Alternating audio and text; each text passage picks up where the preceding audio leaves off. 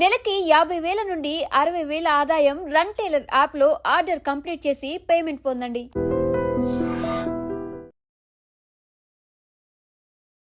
Hi hello నమస్తే, welcome back to our channel. నేను మీ వైషు.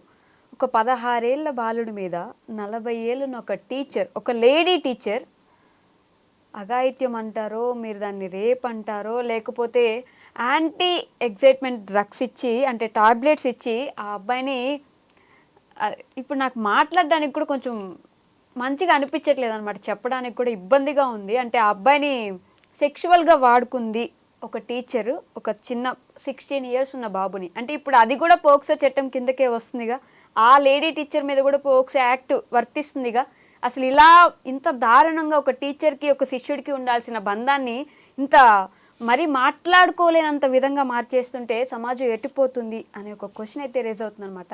ఈరోజు ఈ విషయం గురించి మాట్లాడడానికి నాతో పాటు రజనీరమ్మ గారు ఉన్నారు. మేడంతో మాట్లాడదాం. Hello ma'am. హలో, నమస్తే. నమస్తే అమ్మా. అసలు సంఘటన చెప్పడానికి కూడా నాకు ప్రాపర్గా అసలు ఏం చెప్పాలి, నోట్లోంచి ఆ పదాలే రావట్లేదు అనమాట. అంత గలీజ్గా, వినడానికి అంత గలీజ్గా ఉంటే 40 ఏళ్ళ టీచరు 16 ఏళ్ళ అబ్బాయిని టాబ్లెట్స్ ఇచ్చి మరీ అలా వాడుకోవడం ఎంత గలీజ్గా ఉంటుంది. అసలు ఊహిస్తామా ఇలాంటివి? అసలు అంటే ఇప్పుడు ఇక మీదట ఏంటంటే ఒకటైతే అనుకుంటున్నాము, అందరూ చాలామంది ఎవరికి ఇష్టమైనట్టు వాళ్ళు బ్రతుకుతున్నారు, ఎవరికి నచ్చినట్టు వాళ్ళు వెళ్తున్నారు. ఇది అంటే ఒక్కళ్ళే సింగిల్గా వెళ్తే ఆ తప్పొప్పులు, ఆ నష్టాలు వాళ్ళే అనుభవిస్తారు. ఇంకొకళ్ళతో కూడి చేసిన విషయం అని అంటే అది అవతల వాళ్ళకి ఎంత నష్టాన్ని కలిగిస్తుంది, వాళ్ళ ఫ్యామిలీకి ఎంత నష్టాన్ని కలిగిస్తుంది, సమాజానికి ఎంత నష్టం కలిగిస్తుంది, ఇవన్నీ వాళ్ళు ఆలోచించడం లేదు. తన సొంతం వరకే ఆలోచిస్తున్నారు. కరెక్ట్. ఇప్పుడు నేను ఒక దాంట్లో చెప్తూ ఉంటాను పేరెంటింగ్లో, ఏంటంటే ఒక వ్యక్తి చిన్న వయసు నుంచి కూడా ఎదుగుతూ ఉండే క్రమంలో కానీ, ఎదిగిన తర్వాత సర్టెన్ ఏజ్ వచ్చిన తర్వాత కానీ, ఇంకా అక్కడి నుంచి లైఫ్ లాంగ్, అంటే ఇక్కడ నేర్చుకున్నవే కదా లైఫ్ అంతా వెళ్తాయి. వాళ్ళు ఏంటంటే తను చేస్తున్నటువంటి పని ఏదైనా సరే సామాజికంగా కానీ, చట్టపరంగా కానీ, కుటుంబ పరంగా కానీ, వ్యక్తిగతంగా కానీ ఏ విధంగా కూడా నష్టం లేని విధంగా తను తీసుకున్నటువంటి నిర్ణయం ఉండాలి అని నేను చెప్తాను. డెసిషన్ మేకింగ్ అని చెప్పుకోవచ్చు దీన్ని. అంటే ఇంకొక సందర్భంలో చెప్పాలంటే ఇది ప్రవర్తన తీరు, ఇది మానసిక స్థితి అని చెప్పుకోవాలా, ఆలోచన లోపం అని చెప్పుకోవాలా, ఆలోచన విధానం అని చెప్పుకోవాలా, విచ్చలవిడితనం అని చెప్పుకోవాలా, ఒళ్ళు పొగరెక్కిందని చెప్పాలా, లేకపోతే ఇంకా మదం ఎక్కిందని చెప్పాలా. ఇప్పుడు కామపిశాచి అనే చెప్తున్నారు, దానికి ప్రత్యామ్నాయ పదం మదం ఎక్కిందని చెప్పుకోవాలి. అంటే ఒక 40 సంవత్సరాలు అని అంటే ఆమె ఎప్పుడు పుట్టింది? ఇప్పుడేం పుట్టలేదు. మరి కొన్ని విలువలు ఉన్న రోజుల్లోనే పుట్టింది, విలువలతోనే పెరిగిందని అనుకోవాలి మనము. అందరూ విలువలు ఇస్తూ పెరుగుతున్న సమాజంలోనే తను పుట్టి పెరిగింది. మరి ఈ రోజున ఏమైంది తన సంస్కారం, తన విలువలు? ఒక టీచర్ అంటే అసలు ఇంకేంటి, దేవుడు అంత గొప్పగా చూస్తాయి కదా. టీచర్కి ఇంకా వేరే ఏమి లేదు. ఇంకా తల్లిదండ్రుల కంటే కూడా ముందు టీచర్ దగ్గరే ఎక్కువ విద్యని అభ్యసిస్తారు, ప్రపంచాన్ని చూస్తారు. అంతే కదా. ఒక 5 సంవత్సరాల వరకు తల్లిదండ్రుల దగ్గర ఉంటే ప్రేమాభిమానాలు, ముద్దు మురిపాలు, చక్కగా చిన్నవన్నీ నేర్చుకుంటారు. ఎప్పుడైతే 5 సంవత్సరాలకి స్కూల్లో జాయిన్ అవుతారో అసలంతా అక్కడే నేర్చుకోబడుతుంది. అక్కడ నేర్పేవాళ్ళు దైవ సమానులు. ఇప్పుడు ఈ రోజుకి కూడా, ఇప్పుడు ఏఐ వచ్చినా కూడా ఇప్పుడు దాని గురించి బోధించాలన్నా, కంప్యూటర్స్ గురించి బోధించాలన్నా, మ్యాథమెటిక్స్ నెక్స్ట్ లెవెల్ బోధించాలన్నా, ఎనీ ఇప్పుడు ఇంగ్లీష్లో మా చిన్నప్పుడు వాడిన పదాల కంటే ఇప్పుడు యూజ్ చేస్తున్న వర్డ్స్ ఎన్నో మాకు తెలియదని చెప్పాలి. కరెక్ట్. కొత్త వర్డ్స్ ఎన్నో వచ్చి చేరాయి. మరి ఈ కొత్త వర్డ్స్ని ఇంట్రడ్యూస్ చేసేది ఎవరు? టీచర్స్. వాళ్ళ ద్వారానే స్టూడెంట్స్ నేర్చుకుంటారు. మరి ఎన్నో కొత్త విషయాలు, ట్రెండింగ్ విషయాలు అన్నీ కూడా స్కూల్లో టీచర్ ద్వారానే నేర్చుకోబడుతుంది కదా, నేర్పుతారు. మరి అటువంటి గొప్ప వ్యక్తులు ఇలాంటి కన్న కొడుకుతో సమానం తనకి ఉంటే అంతకంటే కూడా పెద్ద పిల్లలే ఉండుంటారు ఆ వయసుకి. మరి ఆ రోజుల్లో పుట్టిన మనిషి కాబట్టి త్వరగా పెళ్ళిళ్ళు, త్వరగా పిల్లలు ఉండాలి. అంటే ఈ అబ్బాయి కంటే కూడా పెద్ద సంతానం ఉండాలి. మరి ఆ వయసు, ఆ బుద్ధి ఎటుపోయింది అంటే ఆమె ఉన్న సిచ్యువేషన్స్ ఏంటి, వాళ్ళ ఇంట్లో పరిస్థితి ఏంటి, వాళ్ళ ఫ్యామిలీ ఏంటి, అసలు ఎటువంటి ఫ్యామిలీ, ఏ రోజులైనా చెడ్డ ఫ్యామిలీస్ ఉన్నాయి. ఒకవేళ ఫ్యామిలీ బ్యాక్గ్రౌండ్ చెడ్డ బ్యాక్గ్రౌండా మనకి ఇవన్నీ తెలియదు, కానీ యాజ్ ఎ టీచర్ తను ఎలా ఉండాలి అవన్నీ ఇంటి దగ్గర పెట్టుకోవాలి. టీచర్ అన్న తర్వాత ఇంకో వేషంతో స్కూల్కి రావాలి. కరెక్ట్. కట్టుబట్టు, మాట తీరు, ప్రవర్తన, ఇచ్చే ట్రీట్మెంట్ పిల్లలకి అంతా కూడా ఒక విలువగా ఉండాలి.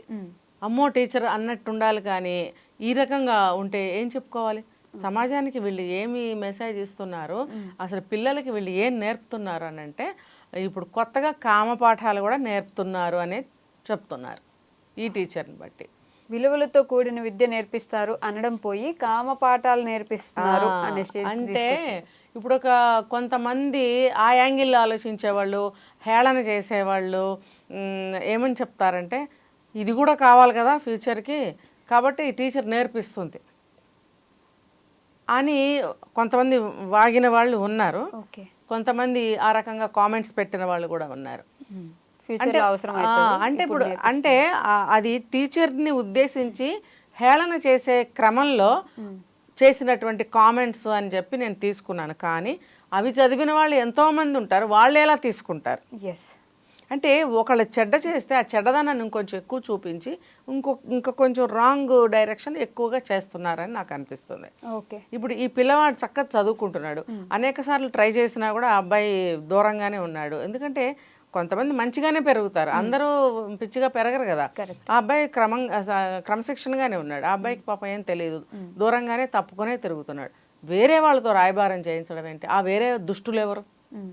ఈవిడే దుష్టురాలు అంటారు కదా, ఏదో మహాభారతంలో కీచకుడు అని పాపం ఆయన అన్నారు. కానీ వీళ్ళని ఏమనాలి? అంటే రామాయణంలో శూర్పణఖ అన్నారు, కానీ లోపలికి వెళ్ళి రామాయణాన్ని చదివితే శూర్పణఖ గొప్పతనం ఇంకో రకంగా ఉండింది అక్కడ. మరి వీళ్ళనేమనాలి? అంటే చెప్పుకోవడానికి మరి ఒక చెడ్డగా బిహేవ్ చేసింది కాబట్టి ఆ కాస్త బయటకు తీసుకొచ్చి మన శూర్పణఖ, కీచకుడు అని మాట్లాడుతున్నాం. మరి వీళ్ళని అందరినీ ఏమనాలి? ఇంకా సమాజానికి పట్టిన విషపురుగులు అనాలా? విషపురుగులు అనమాట, విషపురుగులే. ఒక క్యాన్సర్ లాగా పట్టి పీడిస్తున్నారు ఇలాంటి వాళ్ళు సమాజాన్ని. అది ఇలా పాకిపోతుంది అనమాట. చెడు క్యాన్సర్ ఎంత ఉంటే అంత పెరిగిపోతుంది కదా. చెట్లకి పడతాయి. కేరళ సైడ్ వెళ్ళామంటే పెద్ద పెద్ద అడవుల్లో చెట్లకి పట్టేస్తుంది, అంటే క్యాన్సర్ చెట్టు అని చెప్తారు దాన్ని. ఇంకా అవి దేనికి పనికిరావు, అది అలాంటి చెట్లు అన్నిటికీ స్ప్రెడ్ అయిపోతుంది. భయం వేస్తుంది నాకు చూస్తే అది, ఆ చెట్లు అలా ఉంటాయి. మరి ఈ స్త్రీ ఈ విషయాన్ని చూస్తే నాకు ఆ క్యాన్సర్ చెట్టే గుర్తుకొచ్చింది. యాంటీ యాంగ్జైటీ డ్రగ్ ఆ టాబ్లెట్స్ అవి కూడా ఇవ్వడం ఏంటి అంటే ఆ పిల్లవాడికి వయసుకు మించినటువంటి ఆ కోరిక కలగాలంటే నువ్వు పో, బయటికి పో, నీకు కావాల్సిన బోల్డ్ మంది దొరుకుతారు. పిల్లల్ని ఎందుకు జరుపుతున్నావు? పిల్లల దగ్గర ఏముంటుంది? పసిపిల్లలు వాళ్ళు. ఏదైనా నేర్పితే నేర్చుకునే పిల్లలే. నువ్వు నేర్పించి నువ్వు వాడుకోవటం అనేది ఎలా ఉంది? అంత అవసరం ఏంటి? నువ్వు నిజంగా అనకూడదు. కానీ వైష్ణవి, ఇలాంటి వాళ్ళు కన్న బిడ్డలతో కూడా చేస్తారు వీళ్ళు. అంత నీకు ఇదిగా ఉంటే, నీకు ఇంటి దగ్గర పిల్లలు ఉంటే నువ్వు అక్కడ ఎక్స్పెరిమెంట్ చేసుకో.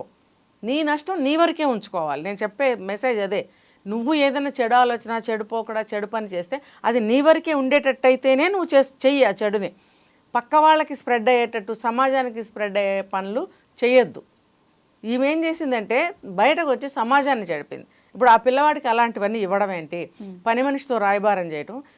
ఈవిడికి ఇంకెవరో ఉన్నారు దుష్టులు, దుష్టత్రయమో, దుష్ట చతుష్టయమో, దుష్టద్వయమో ఎవరో ఉంటారు.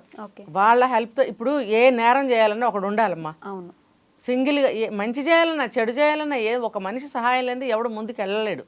అలా చెడు ఇది కూడా ఈవిడ ఎవరినో పెట్టుకుంది. వాళ్ళ ద్వారా ఆ పిల్లవాడిని బలవంతంగా ట్రాప్ చేసి, మరి ఇంట్లో వాళ్ళకి తెలుస్తుంది కదా. ఈ ఇంట్లో పేరెంట్స్ ఎవరైతే ఉన్నారో వాళ్ళు నేను అప్రిషియేట్ చేస్తున్నాను ఈ సందర్భంగా. వాళ్ళు వెంటనే కనుక్కున్నారు, పిల్లవాడి ప్రవర్తనలో తేడా ఉంది, బాడీ లాంగ్వేజ్లో తేడా ఉంది, చూపుల్లో ఆటోమేటిక్గా తేడా వస్తుంది. ఇంకా ప్రతిదాన్ని ఇలా చూడడం, అబ్జర్వేషన్ అనేది వస్తుంది వాళ్ళకి. నన్ను ఎవరైనా కనిపెడుతున్నారా అనేటువంటి ఒక గిల్టీ ఫీలింగు, ఇవన్నీ కూడా తల్లిదండ్రులకు అర్థమైపోతాయి. అర్థమైపోయినప్పుడు వాళ్ళు ఏం చేశారు, వెంటనే కనుక్కొని ఈ కేసు పెట్టడం జరిగింది పోక్సో కింద. ఇప్పుడు ఏమైంది, జైల్లో కటకటాలు. గురు శిష్యుల బంధం అంటే ఎంత గొప్పగా, వాళ్ళ దగ్గర వదిలేసినా కూడా మేము ధైర్యంగా ఉండొచ్చు అనేలా ఉండేది ఇంతకు. ఇప్పుడు అసలు గురువునే నమ్మలేకపోతే ఎవరిని నమ్మగలరు? అసలు ఇంకా గురువు అనే పదం లేదమ్మా మన సొసైటీలో. అంతే. టీచర్ అంటే ఏంటంటే నేర్పించేది అంతే. గురువు అంటే అది ఒక ఒక పవిత్రమైన పిలుపు, ఎస్. పవిత్రమైన స్థానం. టీచర్ అంటే ఇప్పుడు నువ్వు నాకు ఏదైనా నేర్పితే నువ్వు టీచర్వే, నేను నీకు ఏదైనా నేర్పిస్తే నువ్వు నాకు టీచర్వే. అంతే, ఒక నేర్పించే వాళ్ళు టీచర్స్ అంతే. ఒక సబ్జెక్ట్ చదువుతారు, దాన్ని తీసుకొచ్చి నేర్పించాలి యాజ్ ఇట్ ఈజ్. ఇంకా దాని మీద అధ్యయనం చేయడము, తర్వాత ఒక ఎక్స్పీరియన్సు, ఇవేమి నాకు కనిపించటం లేదు. బుకిష్ అనమాట, బుకిష్ లాంగ్వేజ్, బుకిష్ నాలెడ్జ్ ఎంతవరకు ఉపయోగపడుతుంది పిల్లలకి, అది అర్థం చేసుకోలేక, బట్టి పట్టలేక, ఇంటికి వెళ్ళి చదవలేక పిల్లలు నానా అవస్థ పడుతున్నారు. అది అటువంటి చదువు అనమాట ఇప్పుడు. ఇంకా విలువలతో కూడినటువంటి చదువులు లేవు, ఒక మంచి మంచి టాపిక్స్ తోటి లెసన్స్ లేవు, ఏమీ లేవు. ఇంకా దాంట్లో డీప్గా వెళ్ళామంటే ఇంకా బీపీలు వచ్చేస్తాయి మనకి. సో ఇవన్నీ కారణం. ఇలాంటి టీచర్స్ ఏంటంటే ఏదో ట్రైన్ అయిపోయి ఏదో చదువుకుని అప్లై చేస్తారు, జాబ్స్ వచ్చే వాళ్ళకి వస్తాయి, ఆ వచ్చిన వాళ్ళలో ఇలాంటి వాళ్ళు ఒకళ్ళు, వీళ్ళు వచ్చి చేసే తంతు ఇది. ఓకే, అంతే. ఏదో ఒక సబ్జెక్ట్ నేర్పడమే తప్ప విలువలంటూ ఏమీ లేవు. అంతే. విలువలు నేర్పించకపోగా ఇలాంటి చెత్త పనులు చేస్తే అసలు మా ఆయన మచ్చే కదా మాది, టీచర్లు అందరికీ ఒక మాట పడుతుంది. అవునవును. ఆ రోజుల్లో మేము 9th స్టాండర్డ్ అలా చదివేటప్పుడు, 10th స్టాండర్డ్ తెలుగులో శృంగార నైషధము అని శ్రీనాథుడు రచించినటువంటి ఒక పద్య కావ్యం ఓకే ఉంటే, ఒక పద్యాన్ని 4 రోజులు చెప్పేవారు ఆ మాస్టర్. నాకు కోపం వచ్చేది. ఓకే. జనరల్గా తెలుగు పండిట్స్కి ఏంటంటే రసికత్వం ఉంటుంది. అవును. అది ఒక్క పదాన్ని వివరించి వివరించి వివరించి వాళ్ళ ఎక్స్పీరియన్స్ని జోడించి అందులో వాళ్ళు ఒక ఏమంటారు రసానందం పొందుతూ ఉంటారు అనమాట. ఈ 9th 10th చదివే పిల్లలు, టీనేజ్ పిల్లలు, ఇంకా నెక్స్ట్ జూనియర్ ఇంటర్ వెళ్తారు కదా, ఆ వయసులో అంత విడమరిచి చెప్పాల్సిన అవసరం ఏముంది? నాకు ఆ చిన్న వయసులోనే నాకు అట్లా అనిపించేది అనమాట, కోపం వచ్చేది. ఆయన క్లాస్ వస్తే వెళ్ళిపోవాలనిపించేది. కానీ మరి ఆ రోజు ఒక్కొక్క పదం గురించి వాళ్ళు ఒక పోయం తీసుకుంటే 4 రోజులు చెప్పేవాడు ఆయన. అందులో ఒక 8 9 పద్యాలు ఉండేవి. ఎన్ని రోజులకి అయ్యాను ఆ క్లాసు అనిపించేది నాకు. ఆ పాఠం అంటే ఆ చాప్టర్ ఎప్పటికీ అవుతుంది అనిపించేది. అంటే ఏ రోజుల్లోనూ ఉన్నారు. కాకపోతే ఏంటంటే ఇంకా మనం దాన్ని ఇంకేం చేయలేం. ఆ లెసన్ వచ్చింది శృంగార నైషధము అని. శ్రీనాథుల వారు ఎలా ఎలా వర్ణించి, ఆయన రసికుడు శ్రీనాథుడు అనేవాయన. ఆయన వర్ణించి వర్ణించి వర్ణించి వైనం ఒక్క పదాన్ని తీసుకుని 4 రోజులు చెప్తే మళ్ళీ దాన్ని మళ్ళీ మర్నాడు వచ్చి క్వశ్చన్ చేస్తుంటే వీళ్ళందరూ సిగ్గుపడేవారు చెప్పలేక. ఓకే. అంటే ఆయన యంగ్ అప్పుడు, ఒక 26 28 ఎంత ఉండేది నాకు తెలీదు, కుర్రాడు. మరి ఆయన వీళ్ళందరికీ ఏమో ఉత్తేజాన్ని కలిగించి యాక్టివ్నెస్ తీసుకొచ్చి వివరంగా చెప్తుంటే ఆయన ఆనందం పొందేవాడు, వాళ్ళందరూ నవ్వుకునేవారు. నాకు నచ్చేది కదా ఆ క్లాసు. ఓకే. ఈవిడ తెలుగు టీచర్ కూడా కాదు, ఇంగ్లీష్ టీచర్. అంటే ఆయన్ని తప్పు పట్టలేము, ఆయన ఉన్నారేమో మరి ఇప్పుడు ఎక్కడన్నది వింటే క్షమించాలి. అంటే ఆ పాఠం అటువంటిది కాబట్టి ఆయన ఆ విధంగా చెప్పారు. పర్లేదులే, 9th క్లాస్ నాకు తెలిసి. ఆ 9th క్లాస్లో ఆ పాఠం ఇచ్చారు అంటే వీళ్ళు వినదగిన వారు, నేర్చుకోదగిన వారు. ఆ రోజుల్లో స్టాండర్డ్స్, ఆలోచనలు, పద్ధతులు అలా ఉండేవి కాబట్టి ఆ పాఠాన్ని ఆ క్లాస్లో పెట్టారు అనేది నాకు ఇప్పుడు అర్థమవుతుంది. కాబట్టి ఈ వయసుకి వీళ్ళు నేర్చుకోదగిందే అనుకుని ఆయన చెప్పారేమో. ఇంకొకటి, ఆయన చిన్న ఏజ్ వ్యక్తి కాబట్టి ఉత్సాహంగా అలా చెప్పారేమో అనుకుని ఇంకా ఇప్పుడు అనుకోవాల్సి వస్తుంది. సో టీచర్స్ అనేవాళ్ళు ఎప్పుడైనా సరే పిల్లల మైండ్ సెట్కి అనుగుణంగా పాఠాలు చెప్పాలి, తెలియని కొత్త నాలెడ్జ్ని వాళ్ళకి పరిచయాలు చేస్తూ ఉండాలి. Okay ma'am, thank you so much.